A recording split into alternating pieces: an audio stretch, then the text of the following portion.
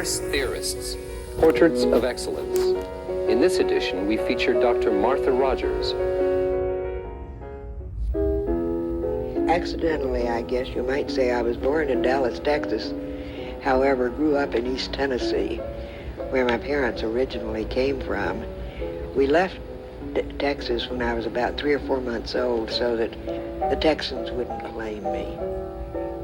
This picture is a particularly interesting one because it's not only me, but it's my mother, my grandmother, and my great-grandmother. My great-grandmother was, I guess I was about 5 when she died. She was really quite something. She was always good for some peppermints or cookies, but she also hid them so I couldn't get to them without her agreement. I always think of a Latin teacher I had once. When students were finishing the second year of Latin, she was a lovely woman, a brilliant Latin scholar. She also did something that I thought was sort of cruel because that last day she went around the class telling each one who was able to go on to any more Latin. And she was quite blunt about it. You shouldn't take any more, you should. When she came to me, she said, you can do anything if you want to do it. I did not want to take any more Latin. At the point of going to college, the only thing I was sure of was that I wanted to do something to help people. And I had decided that law and medicine were the two things I could do. At that point, so many of these fields, nobody thought about much for girls. Well, finally, I tossed a coin, and it came up medicine.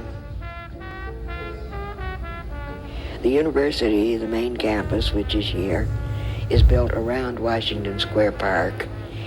The park itself has much to recommend it. They have children's playgrounds, and over in one corner of the park, they have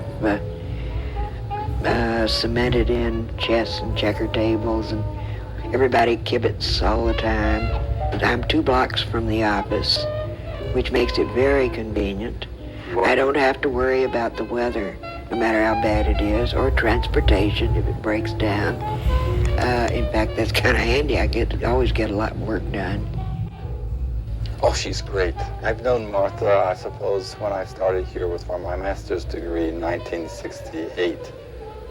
But I really didn't get to know her until I started the doctoral program in 1970, when I had her in one of my courses that I was taking with her. The students love her too. Her door is never closed.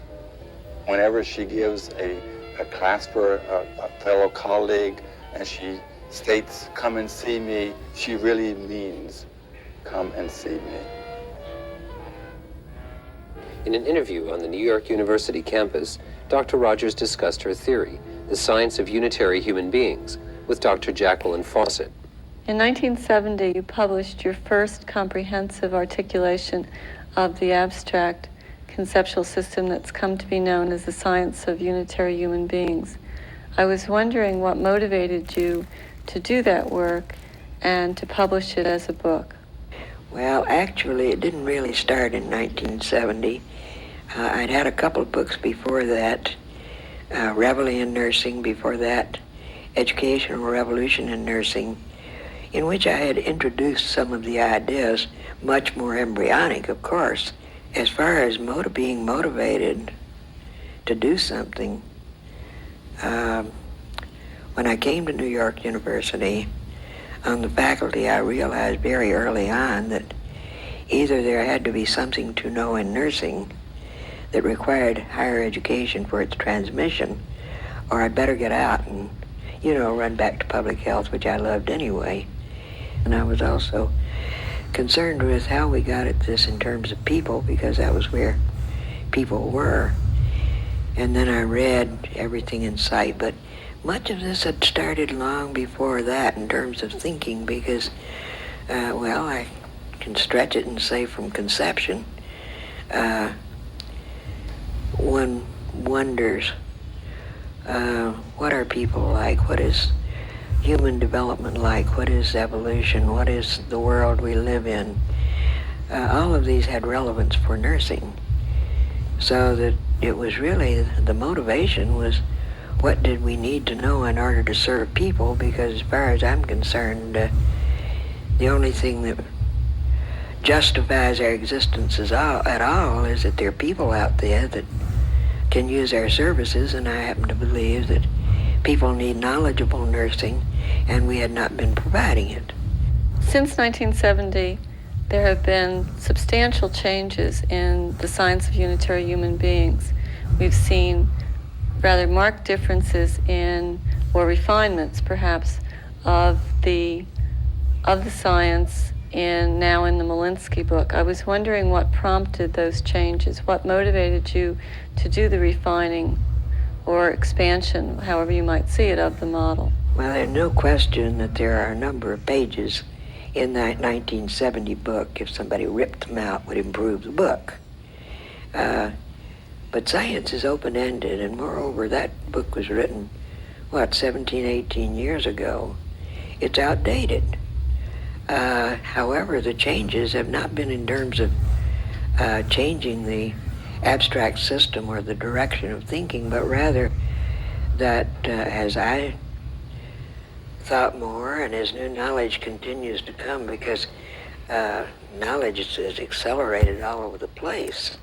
And whereas I'm well aware that papers I wrote 20 or 30 years ago are as timely now as they were when I wrote them, sadly enough, there are also now, from one paper to the next, and by this I'm talking about, a week or two, I have to put in new material because knowledge in general is moving so rapidly, so that I would have to say that the basic system that I introduced most formally in 1970, because the others were embryonic, is more substantial now than it's ever been. On the other hand, I'm also aware that there were a lot of errors, some of them because I didn't know any better, some because what I thought I was saying, nobody was interpreting it that way. I would say that it has changed in a developmental sense of greater accuracy, of new knowledge, of elaboration, but that fundamentally the basic concept is still there. You see, in the first place, I identify nursing as basic science. It was a good while before I said that out loud because, back when I first started this, if I'd go in and give a lecture, the first thing I did was to check how far it was from the floor I was on to the ground, because I never knew when I was going to have to jump. There is no one who has or does study unitary human beings as irreducible energy fields. This is unique to nursing, and certainly if one just starts with Nightingale, the idea of people and their world becomes central to the development of nursing. Then, of course, one does get into definitions and one moves on from there. But the abstract system is essentially a worldview that focuses on people and environment. In the 1980 edition of the Reel and Roy book, your chapter talks about the science of unitary human beings as an abstract system. And in that same chapter, you identify three theories: the theory of accelerating evolution, the theory of paranormal phenomena, and the theory of rhythmic correlates of change. It seems to me that suggests two different levels of abstraction: the abstract conceptual model or system, and the more perhaps middle range theory. I was wondering if you see it that way, if you see levels of abstraction. Theories derive from an abstract system, and one cannot mix theories from one abstract system with theories or findings from another one.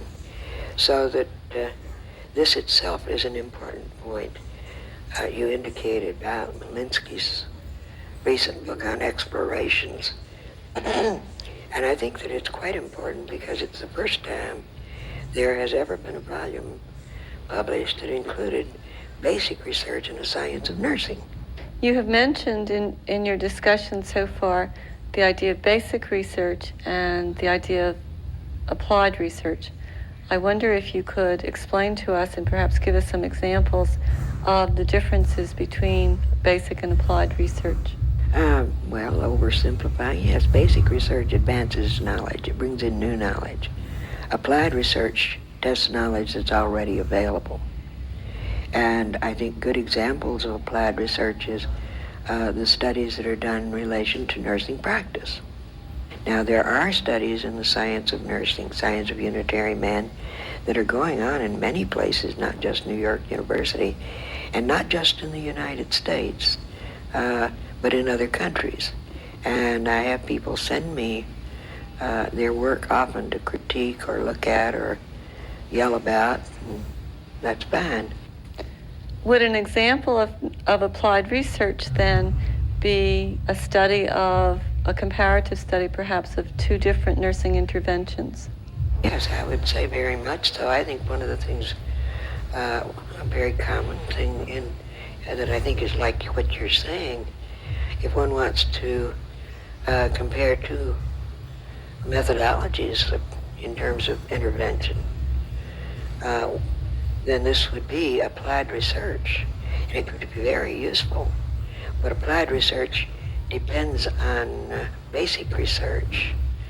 Now, I think one of the things along with this, a worldview or an abstract system that constitutes a body of knowledge for nursing has within it all the potentials for all of the theories that would be manifest in terms of nursing, the practice of nursing.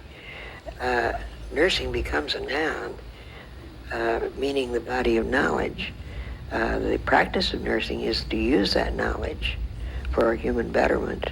Is there enough basic research that we can now do applied research and help us to understand more about nursing interventions and how they influence the well-being of human beings? I think there's no question about it. There are people who are using it. I think we may make errors, but I don't know any field that doesn't sort of goof up things, or sometimes people misunderstand, but we do have, interestingly enough, a book that is already in process, dealing with the use of this system in terms of, or this reality in terms of human health and welfare. Do you think that the findings of applied research then will help us to change the way we practice? Will the findings of applied research coming from the science of unitary human beings improve the health of people? I think that nurses have the potential for doing it. I don't think science does anything for anybody, any science. I think it's rather how do we use our knowledge. And yes, I think this worldview, this system, has within it a different way of understanding people and their world, of raising different questions, of using knowledge for the greater benefit of people. I see people doing this. I see agencies. I meet with them. I know of nurses who are working directly with hospitals, public health agencies. We're seeing more nurses moving into autonomous practice, all sorts of things. And we haven't begun to probe the creative opportunities for nursing that are out there just waiting for us. Do you think, Martha, that the science of unitary human beings is sufficiently comprehensive to deal with all of the puzzles that need to be dealt with by nursing? Is the science of unitary human beings enough for nursing? Yes. The science of unitary human beings does not derive from physics or biology or psych or any of those either. Science is a synthesis of facts and ideas, God knows where. And one comes up with an emergent, a new product, so that this doesn't come from other fields. And as I say, it also ties in with new knowledge that is accelerating in terms of the world we live in and people. It's great. There have been some criticisms of the science of unitary human beings, most of those are leveled at the level of abstraction, that the system is so abstract that it's difficult to know what a manifestation of pattern would be. How do you respond to those criticisms? We see everything as a manifestation of pattern. You see, if you define human beings as irreducible energy fields, and environment as an irreducible energy field, and these, of course, are infinite and integral with one another, pattern is continually changing, continuously innovative, and everything that we observe is a manifestation of field pattern of this process. Is what you're saying then that nurses need many different courses, a broad array of knowledge to be able to practice nursing? I think one cannot, of course, propose to understand the science of unitary human beings without a broad general education background. I don't expect people to understand, to become a biologist or a physicist or an MD or a lawyer or all sorts of things, except as they have the broad general education base, so that it's nothing peculiar to nursing. I think that baccalaureate education is the proper place for preparing professionally educated people, whether they're nurses or engineers or doctors or lawyers or all sorts of people, but it can't be done in the old-fashioned 4 academic years, and that too is being pointed out by people. It does mean rethinking what it is we're doing, and I'll tell you, it's sort of like that last sentence in Nesbitt's book, Megatrends. My God, what a fantastic time to be alive. Just think what all these students now are going to be able to open up new doorways so that the next bunch can open up some more. What doors, Martha, do you think that your students and my students will open by using the science of unitary human beings, by doing research within that abstract conceptual system?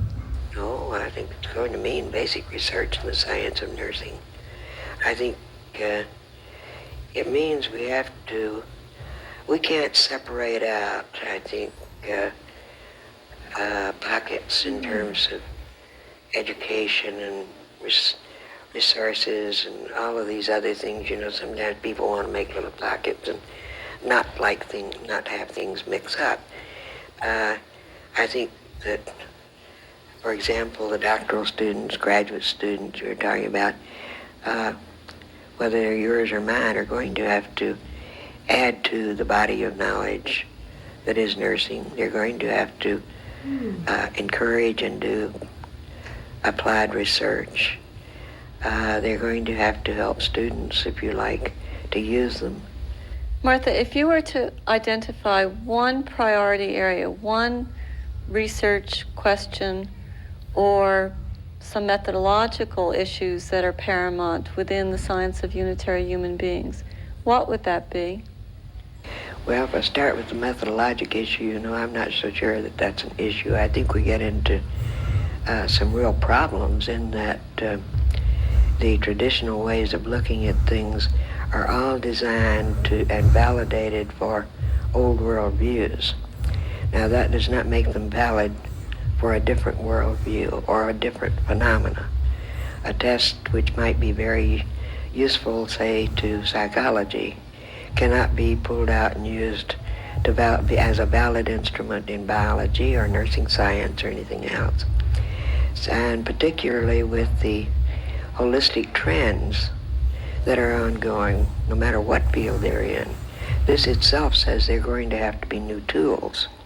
Now, here we do have people who have already and are in the process of developing tools that will be validated and made reliable in terms of this system. What's next for you, Martha? Where is your work going from here? Well, I think that the first thing I have to do is to get the book that I should have had finished a good while ago, finished and off the press. Following that, I expect to do a follow-up book which will deal with the utilization of nursing science as part of an undergraduate and graduate curriculum. And I will also build in what I see briefly in relation to its use and associate degree programs for nursing technical registered nurse.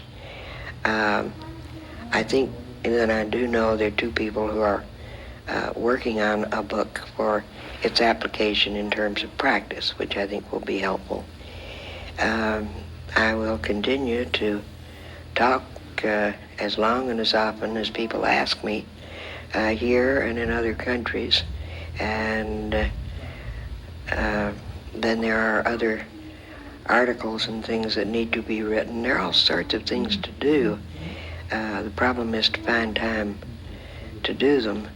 I am also extremely interested in getting people moving in relation to nurse astronauts, because certainly nurses are going to be working in outer space in another decade.